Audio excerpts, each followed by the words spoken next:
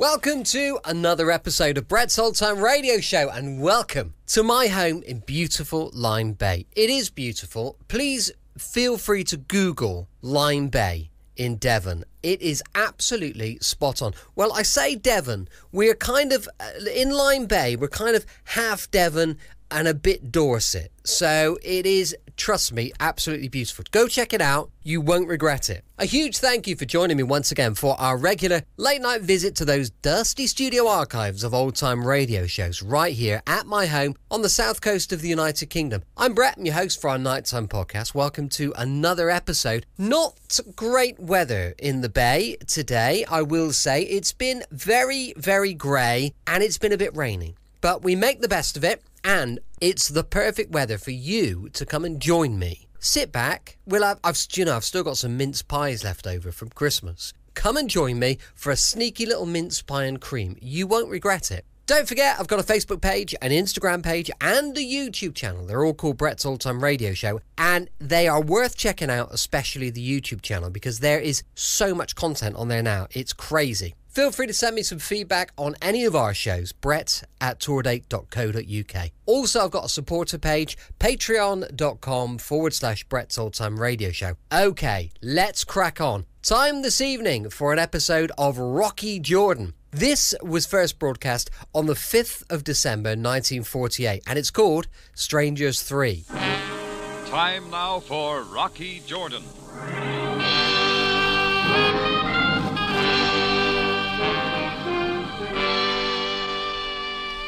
I'm always suspicious of a man, even in Cairo, who wants to play hide and seek. Especially when he's a total stranger. Well, this fellow in a felt hat and tweeds had been shadowing me for too long. So finally, around 10 o'clock, I left the Cafe Tambourine, figuring that before the night was over, my shadow and I would be properly introduced. But before it was over, I met a lot of people. Living and dead.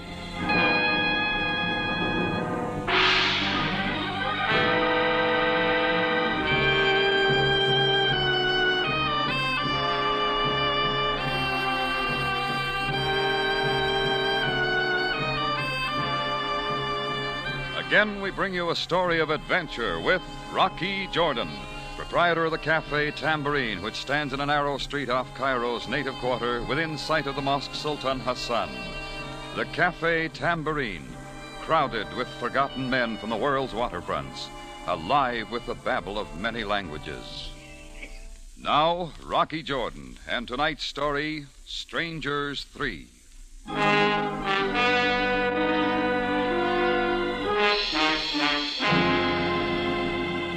I made a dry run down the boulevard Baqil, and sure enough, the stranger in felt hat and tweeds was still following me. I headed south, away from the crowds. He was right behind me like the back hump on a camel. I picked a nice dark alley for our meeting and faded into a doorway. I didn't have to wait long. As he came by, I grabbed for him. Mr. Jordan, stop it. Who are you? What do you want? Take your hands off me, Mr. Jordan. You've been tailing me all day. Why? Only for an opportunity to talk with you. This is a very personal matter. From the top of the page, mister. And start with your name. Feder Brahms. I'm delighted. Just what do you want? After I explain, you will understand why I did not wish to show myself. You see, I knew you were a good friend of Angus Morgan. Angus Morgan? You and he were once partners in Istanbul, I believe. Well, what about it? Mr. Jordan, I've been trailing him for over a month. Well, then stick to him. Why trail me? A short time ago, I lost him. But I have reason to believe he is now in Cairo. At first, I hoped that you would unwittingly lead me to his hiding place.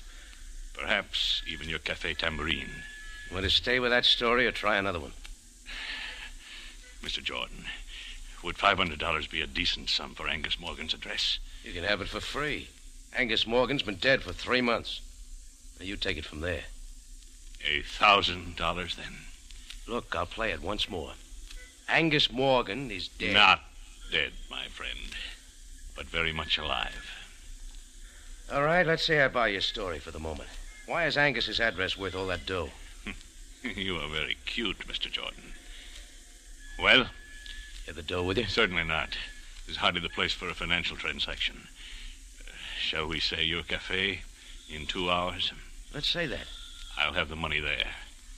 You will carry out your part of the bargain? I didn't make a bargain. I think you will. In 2 hours, Mr. Jordan. At the Tambourine. I watched Brahms fade off up the street and then detoured by way of the Cairo News-Gazette.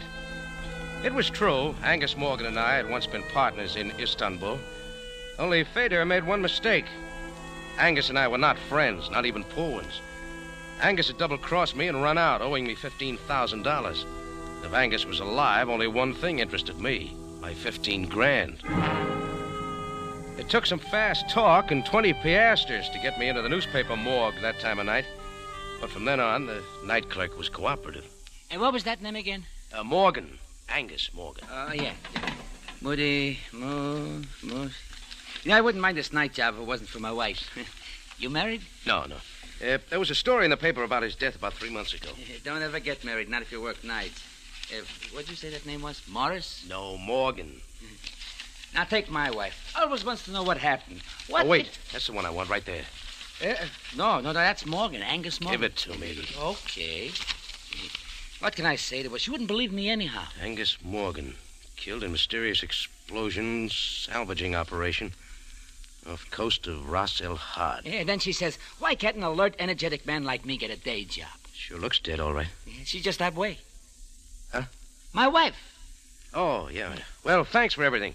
Here, file this back under Rocky Jordan. Sure. Good night, Mr. Morgan.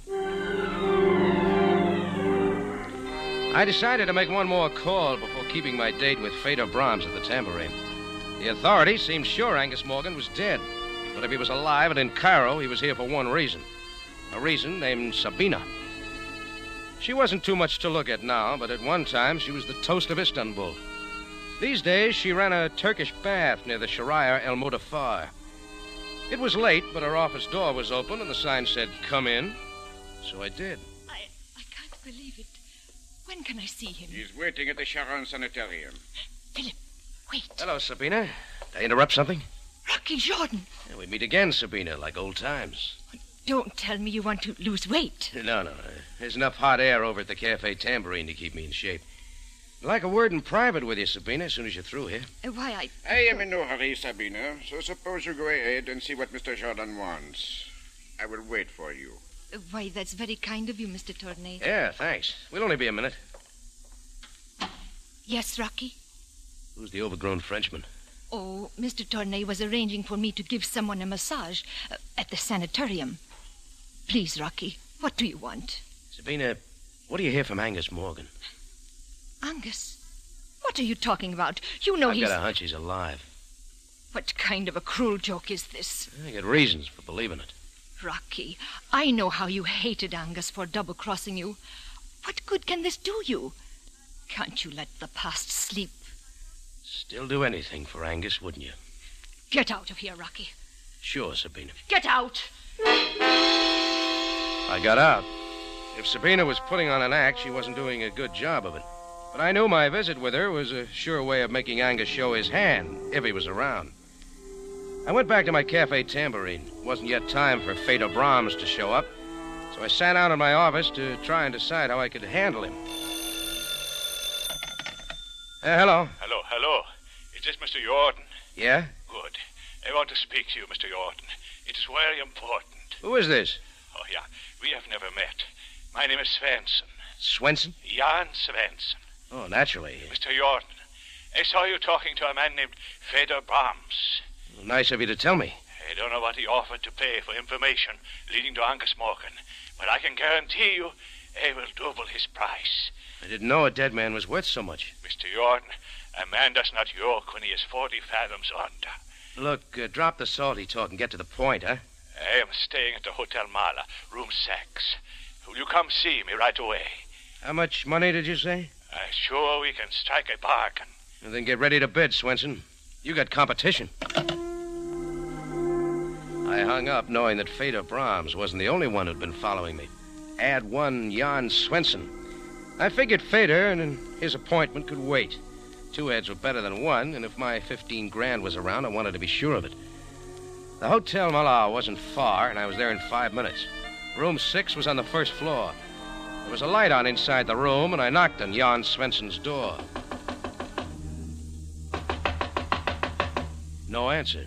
I tried the door, but it was locked. So I called the hotel manager, and we went in. Oh, what has happened? That bed does not belong in the center of the room, and the dresser upside down. Looks like somebody went through here with a bulldozer. There has been a fight. But Mr. Swenson's clothes are still here. Yeah, a few of them. Yes. What are these? Heavy rubber gloves, like a deep-sea diver's, maybe. Nice and new. Oh, this is terrible. Dust all over everything. Yeah, even the phone. We must call the police. Yeah, do that. I left the hotel manager wringing his hands and got outside. I checked my watch. It was time for my date with Fedor Brahms at the Tambourine, and this time I really had some questions. As I turned to go, I felt something tugging at my coattail. It was a small native boy. He handed me a white envelope and dodged away into the crowd. I opened the letter, and it read, Mr. Jordan, before you see Angus, see me. I will meet your price. Signed, Captain Maury. Address, 62 Fernier Road. It looked like time for me to tally the score. First on base was Fedor Brahms. Next, Jan Swenson. Now coming up to bat, Captain Maury. I figured that Fedor could wait for me at the Tambourine, and I caught a taxi to 62 Fernier Road. It had all the earmarks of a sedate rooming house. The skinniest woman I've ever seen opened the door. I'm Mrs. Phipps. May I help you? Yes, I'm Rocky Jordan. Shh. You'll have to keep your voice down. My guests have been asleep for hours. Oh, sorry. Captain Maury's expecting me. Captain Maury? You don't say so. Well, I can't imagine... Look, I got a letter from him. Shh, please. I've got to see him tonight. I'm so angry I could scream. It couldn't have been 10 minutes ago. He skipped out of here bag and package. Out the window, if you please. And not paying me 1 cent for his board and room. Take his clothes with him? Yes, everything except these awful rubber boots. Here, you can have them. Forgot his sea boots, huh? Better give him to the police. The police will be here. I've already called them. Oh, just one more thing. What did Captain Maury look like? Simply horrible. Grotesque and horrible. Oh, thanks. Shh. I left Mrs. Phipps standing there, a big new sea boot in each hand, and moved out onto the dark street. I got to the nearest payphone and called Chris at the Tambourine. He said nobody resembling Fedor Brahms had made an appearance there. We were both late for our appointment. Well, there was something else in my mind as I left the phone booth. I wondered if my visit with Sabina was going to pay off. And then it did. The shots were wild, and there were holes in the wall all around me. I dropped to the ground, rolled up in a dark corner. The guy with the gun must have thought he got me because he took off down a side street. He was big, but he ran like a scared gazelle. I was up and after him, but when I got to the corner, he was out of sight. I let him go. Anyhow, I had one answer. The seed I had planted with Sabina had finally blossomed.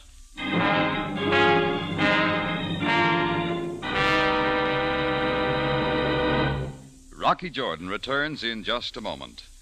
On CBS, My Friend Irma is now one of the most popular comedies on the air, and the two characters, Irma and Jane, are familiar to millions. You'll enjoy Irma to her last dumb remark on My Friend Irma, following CBS Radio Theater Monday night. Now, back to Rocky Jordan with tonight's story, Strangers 3.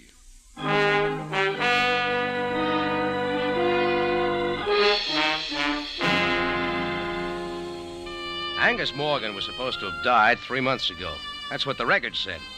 But when 3 men named Fedor Brahms, Jan Swenson, and Captain Maury came to Cairo looking for him and said he was alive, I was interested.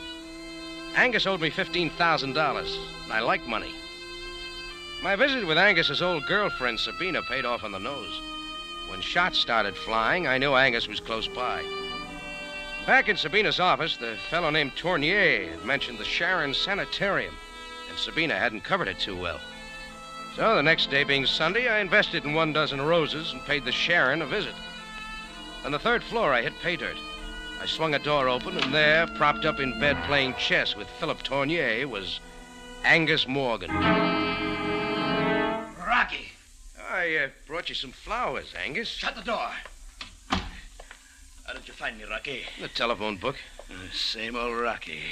This here your finger man? Me Philip Tournier, my bodyguard. We've already met. Twice. Twice, Mr. Jordan? Once at Sabina's and once outside a phone booth. You're a bum shot, Tournier. I'm afraid you are mistaken. Skip it. Listen, Angus. Rocky, how did you know I was still living? 3 men told me. 3? Well, count them. Feder Brahms, Jan Swenson, and Captain Morey. No. They're... You're having a relapse, Angus. Maybe I better call a nurse. Stop it, Rocky. You say they're alive? Breathing, too. Right down your thick neck. They know where I am? Not yet, Angus. But they're each offering me a few thousand for that information. I'm beginning to see what you mean. Seems there was a debt. I'll refresh your memory. $15,000. Rocky, I'll pay you every cent if you promise to leave immediately and forget you've been here. As far as I'm concerned, Angus, you're resting where you so justly deserve. Got it with you? Yes. Philip, this is just between Rocky and me. So if you leave the room... But, Angus, you are sure I can trust Rocky. You can get me some cigars while you're out. Go on. Very well. I will be back shortly. Well, Rocky, it's been a long time. The money, Angus, remember? Very well. Will you hand me that valise on the lower shelf of the cart there? Oh, sure. Yeah, feels loaded. I'll have a little left. Yeah. Here you are. $15,000. Count it if you like. Don't worry, I'll be back if it's not all here. Angus, I'm overwhelmed. You're paid. Just keep your promise and get out. Sure, I know when I'm not wanted. Just one more thing. Yes? Tell Tournier to stop using me for a clay pigeon, or I'll have your 3 friends up here next. I can assure you, Rocky, you'll never hear from me again.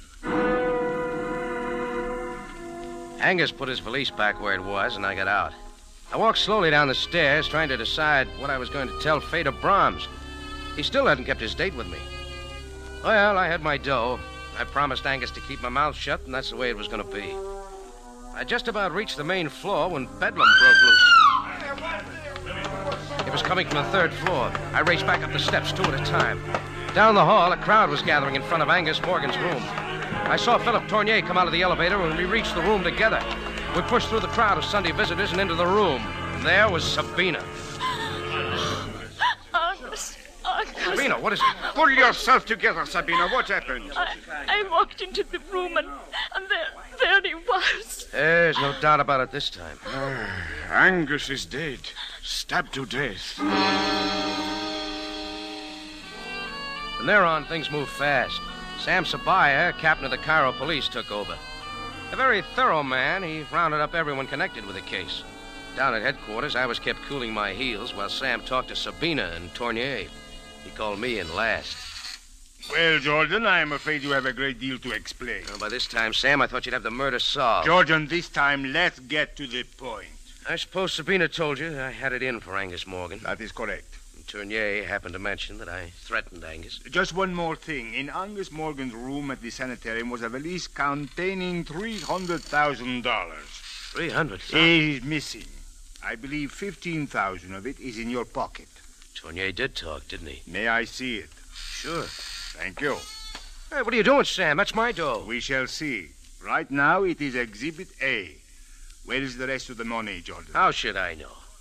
Well, now, wait, Sam. You don't think... Would you like to tell me everything now, Jordan? Of course. I was as sure as anybody else that Angus Morgan was dead. Then people came to me looking for him, said he was alive and in Cairo. What people? Well, first a guy in a felt hat and tweeds named Feder Brahms. Then Jan Swenson and Captain Morey. They both skipped out, but I'll give you their former addresses. You better look them up, Sam. Getting back to Angus Morgan, how did you find him? Philip Tournier let his whereabouts out of the bag when I went to see Sabina. Oh, by the way, an hour later, somebody tried to kill me. I think it was Tournier. But about that 15 grand, Angus owed it to me. I will do my best to find this threesome you speak of. But, Jordan, the facts remain incriminating. I was halfway out of the building when the murder took place. Save that part of your story for the inquest tomorrow. We will notify you of the time.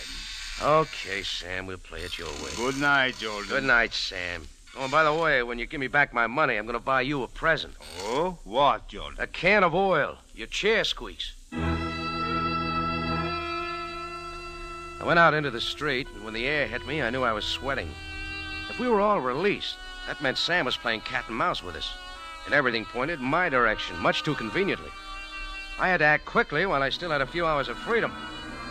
I had a hunch the police were following me, but I didn't care. I had nothing to hide. Sabina was first on my list. She took my bait once before, and she might again. When I reached Sabina's Turkish baths, she was already there. Rocky, what are you doing here? Who let you in? I've got to talk to you. Haven't you caused enough trouble? Leave me alone. Who's Feder Brahms? Jan Swenson, Captain Maury. Why don't you ask Philip Dornay? I will. Where is he? He's staying at an apartment over the open-air market on Faran Street. Oh, thanks. I got a good hunch who killed your boyfriend, Sabina. Maybe you have, too. Who did it, Rocky? That's what I got to find out, Sabina. Or I may be next. I went to the open-air market on Faran Street. Philip Tournier's room was on the second floor. I knocked. When he finally opened it, he was either out of breath or awfully scared. Jordan! I'm coming in, Tournier. Yes, of course. I thought you were in jail. Oh, weren't we all? There is a policeman watching my apartment. 2 of them now. 1 for each of us. I'd start leveling with me, Tournier. You tried to kill me last night, didn't you? I could have, Rocky, but I shot wild, purposely. I was Angus Morgan's bodyguard, not his finger man. When did Sabina arrive at the sanitarium Sunday? I do not know. Did you ever hear of Feder Brahms? Why, I have never seen him. Well, try these for size. Jan Swenson, Captain Maury. Angus, Feder, and Swenson hired Captain Maury's boat. They salvaged an army payroll from an American freighter that had been sunk during the war. Where? Off the coast of Ras El Had. The 4 of them were supposed to split the money between them. Knowing Angus, he changed his mind, wanted all of it. That is right. After they had hauled up $300,000 of the money, Angus sneaked off the boat, leaving a time bomb behind. Everyone was reported missing at sea, including Angus. Well, they're not missing now. They're in Cairo. They will kill me. Sure, if you took the $300,000. But I did not. What can I do? Just sit tight and don't talk to anybody. Especially not to Sabina. Tournier was halfway to his phone before I got out the door, but I didn't mind. At least now I had something to work with, if I could believe anything he said. I went out onto the street wondering if I'd ever see Feder Brahms again, or Svensson, or Captain Maury. Why would anyone kill Angus, take the money, and stay around Cairo for the police to get at? I stood there trying to figure my next move, and then it was figured for me. The door of a car waiting at the curb swung open. Get in, Jordan. Feder Brahms. Sure I'm not intruding. Get in, I said. Okay. But take that shiny cannon out of my face. It hurts my eyes. I may have to use it. I want that $300,000, Jordan. Oh, you haven't got it? No. And I want every cent of it. Tell me something, Feder. How did it happen Angus Morgan didn't kill you like he planned? Perhaps I knew him too well. We were on the salvage boat, all 4 of us, lying 2 miles offshore. One night I heard a sound, went up on deck. Then I heard oars fading into the fog. It was Angus Morgan taking all the money we'd salvaged. Before I could do anything, there was a blast. I came to on a small vessel sailing for East Africa. It took me 2 months to get back. And I've been looking for Angus ever since. I see. Now you see why I want that money, Jordan. Why don't you look up Jan Swenson or Captain Maury? Why pin it on me? I think you have it. Jordan, I swear I'll kill you right here. Oh, maybe not after you take a look out the back window. Where? Black car? Keep watching it. The police, Feder. They've been tailing me all day. Perhaps you are not lying. Now listen to some sense. You want the money. I want to get the guy who killed Angus Morgan to clear myself. We can get him together. You know who killed Morgan? Yeah. Captain Maury. I'm sure I saw him at the sanitarium. Captain Maury? Of course. What's your plan? Well, first we split up, shake the police off our trails. Meet me at the corner of Sika and El Modar, right by the old tower. Why there? I think I know his hideout. You'll be there in 30 minutes. Very well, Jordan. I will be there.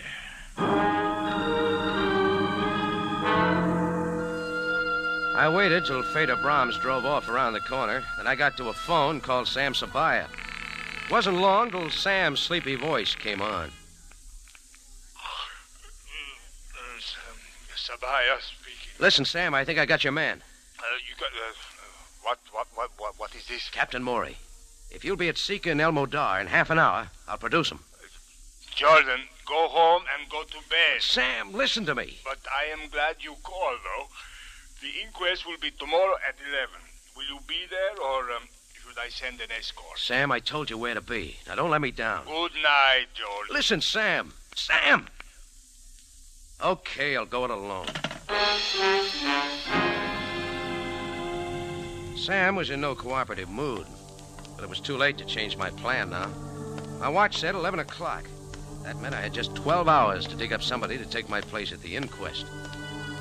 I walked the whole way to our rendezvous spot, through the twisting, narrow streets that led to the old tower, a familiar, dismal landmark in the lower quarter of Cairo. I finally stopped at the tower. No one was there, but I was a couple of minutes early. Laughter sounded from an upper window across the way. It stopped, a light went out, and all was darkness and quiet. I leaned against the wall and waited.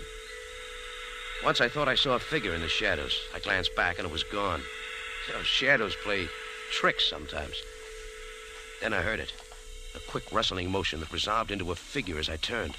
I felt it coming, but I was too late. Pain stabbed my right shoulder. I tried to move, but the knife had me pinned to the wall. Through a blinding fight to keep my senses, I heard a confusion of sound. A pistol blazed almost in my face, and everything mixed into a whirlpool of shouts and footsteps and went spinning off into nothing. With Rocky Jordan right in the middle.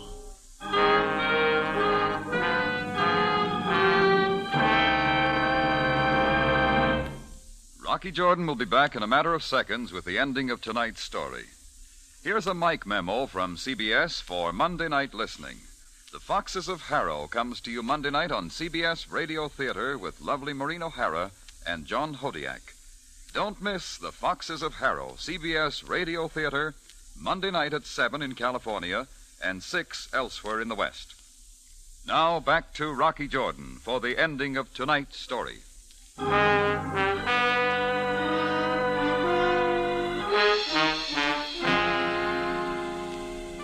When I opened my eyes, the darkness of the night under the old tower had changed to all white. White walls, white sheets, white bedshirt. The sun was coming in the west window, and seated beside my bed, looking me over like a hound looks over a fresh bone, was Sam Sabaya. Well, Jordan, you missed the inquest. Oh, you're breaking my heart, Sam. Where am I? In the Sharon Sanitarium. The Sharon again. Why here? We thought you might feel right at home. Well, I'm not. Ooh. What happened? Only a knife wound. Your shoulder will heal. You were more fortunate than Angus Morgan. Yeah. Then all that shooting was the police. Sam, I thought you weren't coming to the party last night. Oh, Jordan, you wronged me. Fedor Brahms is now in the Cairo jail. A little worse for the wear. Okay. Now, Sam, when do I get my 15 grand back? Remember? Exhibit A? Jordan, you promised to lead me to Captain Maury. Where is he? In jail. Captain Maury, Jan Swenson, Fedor Brahms. They're all the same man. Oh? It's no wonder we couldn't find the other two. When did you know this? I should have known from the beginning. Fedor was too elaborate with his plans. I figured he invented the other two to keep me on my toes, make sure I didn't lose interest. Mm-hmm. And if a murder rap came up, the police would be out looking for Swenson and Maury. Dead men. But, Jordan, that is hardly proof. No, I wasn't sure till Fedor Brahms came to me and demanded the money. I told him to ask Swenson and Captain Maury, but Fedor didn't bat an eye. Why? Because he knew they didn't exist. No doubt they were actually killed in the salvage boat. Sure. So when I told Fedor I'd produce Captain Maury, he knew I was lying. He decided it was time to get rid of me. There's just one thing I don't understand. Sam, about my $15,000... what don't you understand? Well, if Fedor Brahms killed Angus Morgan and took his money, why didn't he get out of Cairo? Now, very good question, Jordan. Brahms has confessed to the murder, but he did not get the money. What? Sabina came into Angus Morgan's room too quickly after the murder. In his haste to escape, Fedor left the very thing he was after. Then he really did think I had it. Oh, but where is the money? But that is a very strange thing, Jordan. After we brought you back here last night, the money was found in the third floor laboratory. How it got there, I don't know. Sam, of course. Angus set the money satchel on the lowest shelf of that little cart the nurses wheel around. It was still there when she wheeled it out. Ah, I see. Perhaps during the confusion after the murder. Well, that about settles everything. Oh, no, Sam. What about my 15 grand? My dough? Well, you see, Jordan, there will probably be an estate. You will have to put in a claim for it. Of all the... Hey, nurse! Nurse! Jordan, can I get something for you? Yes, Sam, a first-class lawyer. Calm yourself, Jordan. You will get your money. You always do.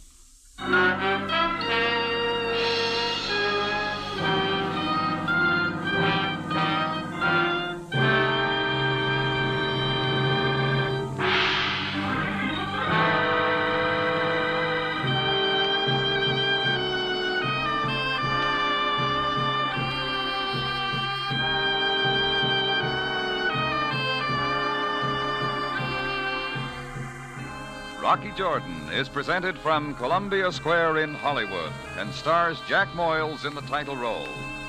Tonight's story was written by Bernard Girard and was produced and directed by Cliff Howell with original music by Milton Charles.